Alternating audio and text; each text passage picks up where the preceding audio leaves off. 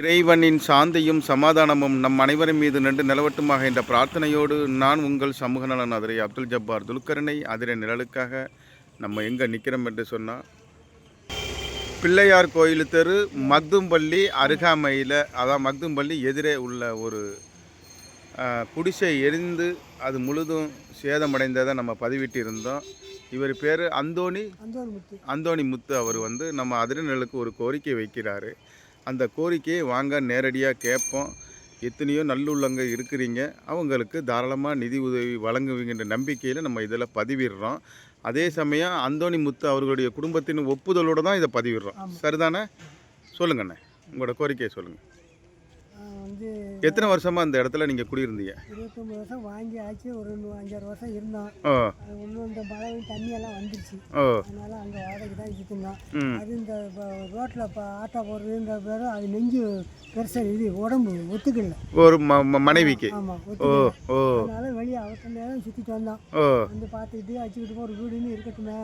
கடைசியில் இப்போ பெரிய இப்போ தான் பட்டா கொடுக்க ஒரு ஏற்பாடு பண்ணி கட்டுவோம் அப்படின்னு சொல்லி மரம் கம்பி சேர்த்து போட்டேன். சரி, சேர்த்து போட்டுக்கிட்டு இருக்கும்போது எப்படி ஆணுன்னே இல்லை. இத்தனை வருஷமாக இருந்துச்சு, எப்படி ஆணுன்னே தெரியல.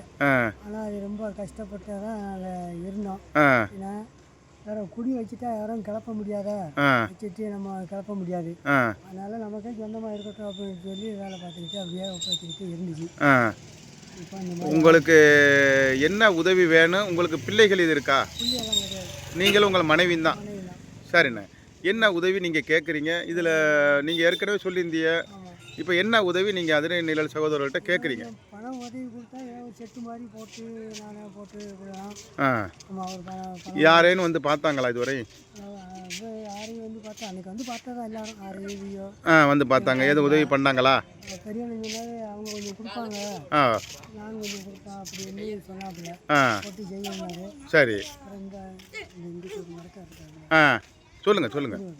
அவர் 5000 ரூபா கொடுத்து விட்டாங்க. சரி சரி.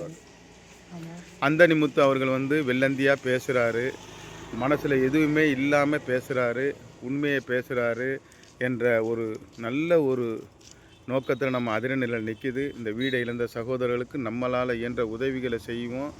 வாங்க, அவருடைய எந்த ஒரு ஆராய்ச்சிக்கும் உள்ளே செல்லாமல் நம்மளால் இயன்ற உதவியை தாராளமாக வழங்குவோம் என்ற நம்பிக்கையில் நம்ம அதிரை நிழலில் பதிவிடுறோம். வேறு என்னென்ன சொல்கிறீங்க?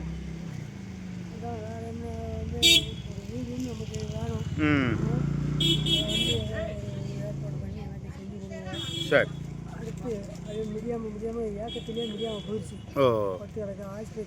இருக்கிற காலத்தில் இந்த வீட்லேயே கழிக்கலான்ட்டு இருக்கு. சரி, உங்களுடைய மொபைல் நம்பரு, அந்தோணி முத்து அவர்களுடைய தொலைபேசி எண்ணையும் வங்கி கணக்கை இதில் இணைக்கிறோம். எல்லா புகழும் இறைவனுக்கு.